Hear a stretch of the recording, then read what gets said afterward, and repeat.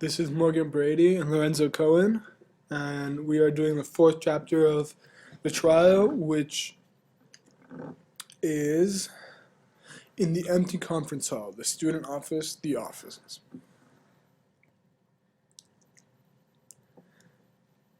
So after canceling his first appointment, Kay waits for his new appointment, but they don't make it.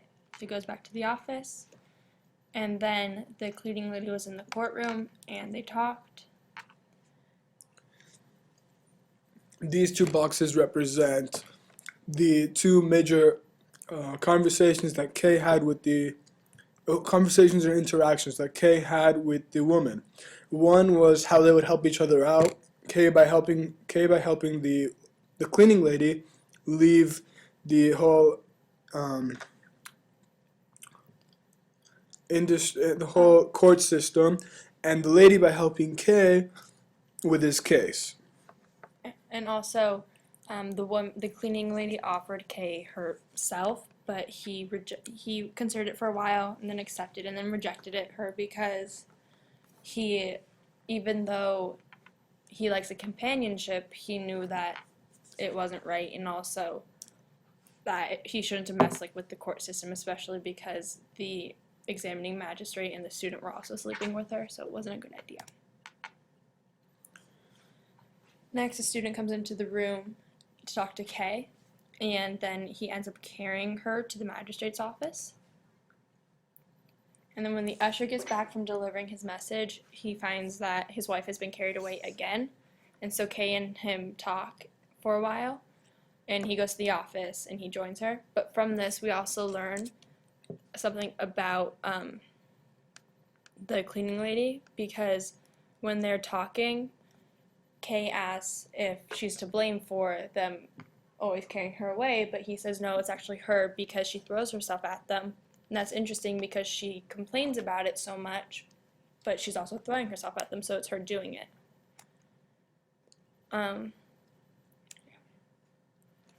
this part is saying how he wants to make them stop, and he wants to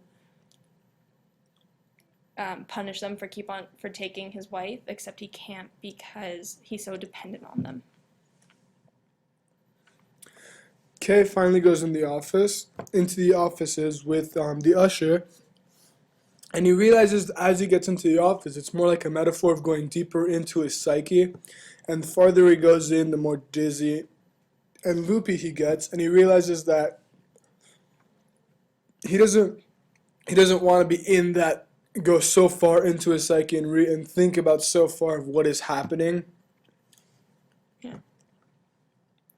And in this quote, the most important, Kay is talking to a man who's sitting in the office, who is a very intelligent man, but he can't even answer the question of why he's sitting there, because being in the office has made him so discombobulated and so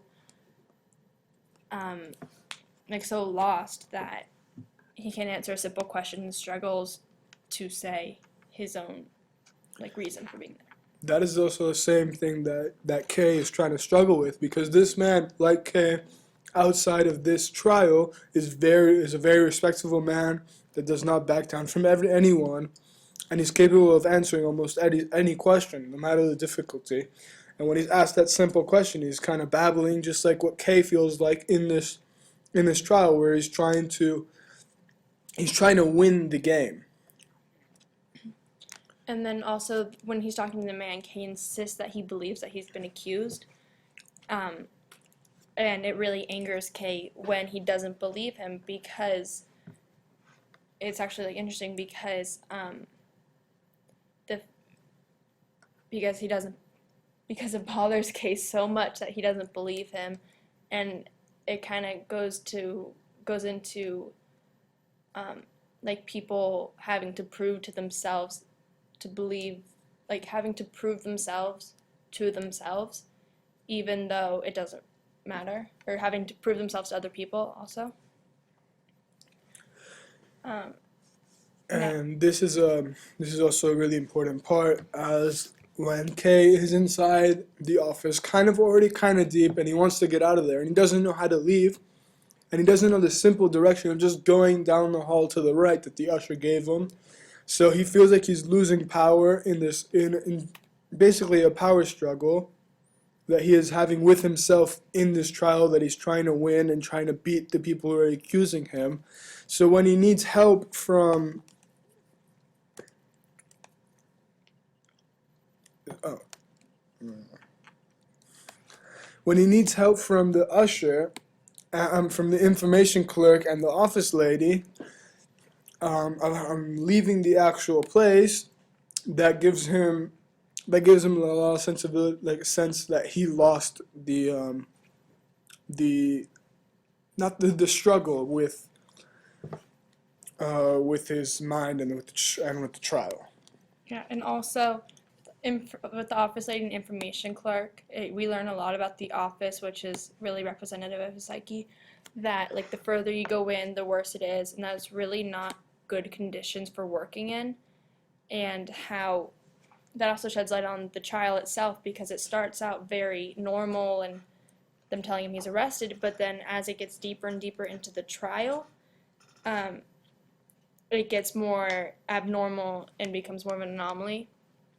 And also, the information clerk is representative of the K that everybody sees because he's the only one who's dressed nicely. He's the best dressed. He's the one they put forth for everyone to see. But then once they go in, everybody's dressed like the office lady, and who's just more raggedly because they don't care because nobody goes in. And once you're there, it doesn't matter. And No one goes into K's psyche that far except for K. yeah. And then after that, K leaves the office, and once he's out, he feels fine, which is kind of how you can only do so much like introversion or go so much into yourself until you can't. Take it anymore.